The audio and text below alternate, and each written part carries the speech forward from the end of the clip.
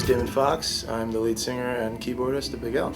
The main rig is the Hammond C3 organ, early 60s Hammond C3 organ with the Leslie 122, Mellotron 400 with the Mini Moog, 70s Mini Moog on top, and I have a Group Master Echoplex that is their, what do you call it, their mix, their PA version.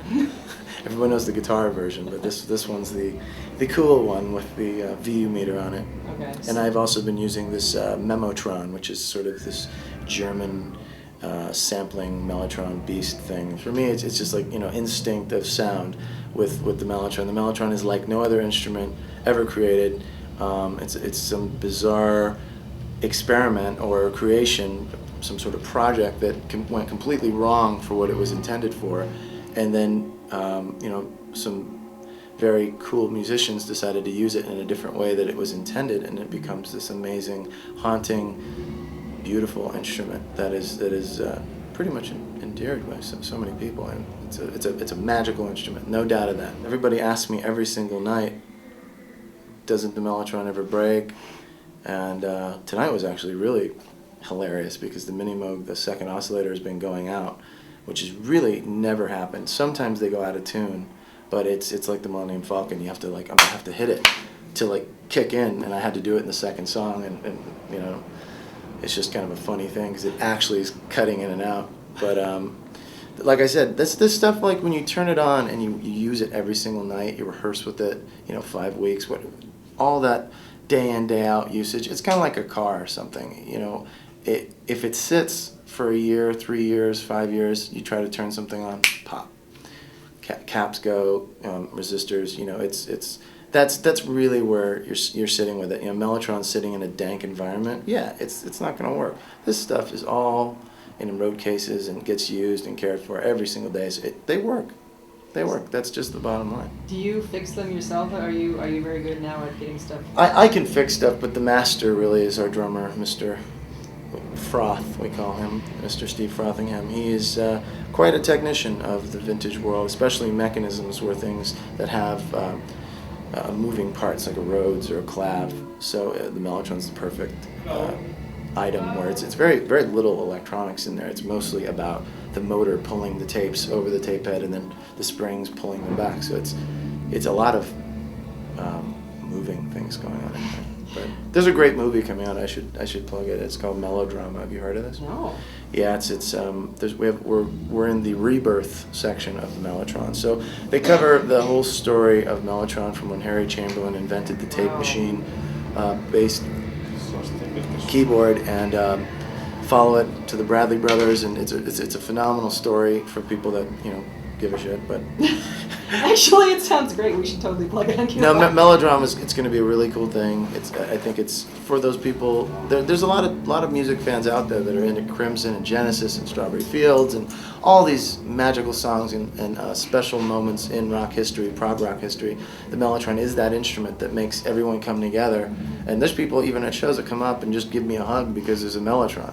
I'm like, it's not that big a deal, but for some people, to them it is. So, well, because some people they hear about this thing and they've never even seen one. So it's you know, I feel really touched when people are that touched by it. So, but the Melodrama movie is going to be really great, and we're certainly in the rebirth section, bringing it back. Have you ever tried anything that's an approximation of that, like any sort of a plug-in or anything to do? No, I mean, the thing is, I don't really need to have. I've certainly messed with the Mellotron CD-ROM is fantastic. I mean, the thing is, with Bigelf, the Mellotron, it's center stage. It's on, you know, at least 80 to 90% of the set. So is the Hammond and the Mini Moog. On a small set like tonight, I only get to play like 2 or 3 times. Mm-hmm. But, you know, I don't need to worry about having samples and the what I consider to be just bullshit. I mean, I don't need plugins, and I don't need that stuff because I'm doing the real stuff. But most people aren't going to be bringing Mellotrons to the shows. Even bands that have Hammond on the record, they're not bringing Hammonds to the shows. It's a dead art. Nobody needs to bring a Hammond. I saw Yes at the Anaheim Pond, and Rick Wakeman didn't even have a C3. So I mean, it's definitely like a dying art of why would you bring a 350-pound instrument to a show?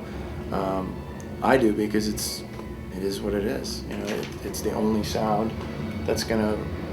Oh, shush. Mr. Duffy, no, you can come in. It's kind of funny, it's actually. casual. It's the only sound that's gonna matter, you know. Yeah. And I don't have to bother with. Yeah. I mean, the Mellotron simply is it's about this thin, and it fits on the organ. That's, you know, like I said, for me, it's all about utility once the main ingredients are in the package. You know, when I was trying to get a MIDI. I was trying to get some string sounds, like real string sounds, not Mellotron sounds, because they actually don't sound very much like strings. Like I was trying to get real cello sounds out of this Yamaha rack, and it was finding a controller. It was all about what would fit on the Mellotron. Had nothing to do with the options or the voices or the thing. It was just what's small that can go on top of it. So I don't need an 88 key weighted, you know. No, it just doesn't work for me. Yeah. But I'm, like I said, getting close to the last of. You know, nobody would think like me. There's no reason to think the way I think with my rig. I don't know. I've talked to some really young musicians who are all about like recording tape and pressing to vinyl and doing stuff like that. But yeah. I don't know. Maybe. But even their modern brains are, you know, it's not just a pure vintage world. They're accessing a combination of a cool vintage thing, and you know, I know a lot of really cool musicians in LA that are, you know, on just the brink of the new breed of rock musicians, and even then it's hard to bring a helping still piano. You know, the piano's in a road case, Hammonds and Leslies, and this is a big. When you're not touring with roadies and all that, and you know, this is the first tour we've had actual roadies, so 15 years of club tours and theater tours. When you're carrying this stuff every single gig, it's a commitment. Wow. And I've been doing it forever, so it is what it is, and it's your job. That's this, you know, if you want to be Bigelf and say this is what we do, and you portray the sound and the images that way, take your shots, take your the hits, and go with it.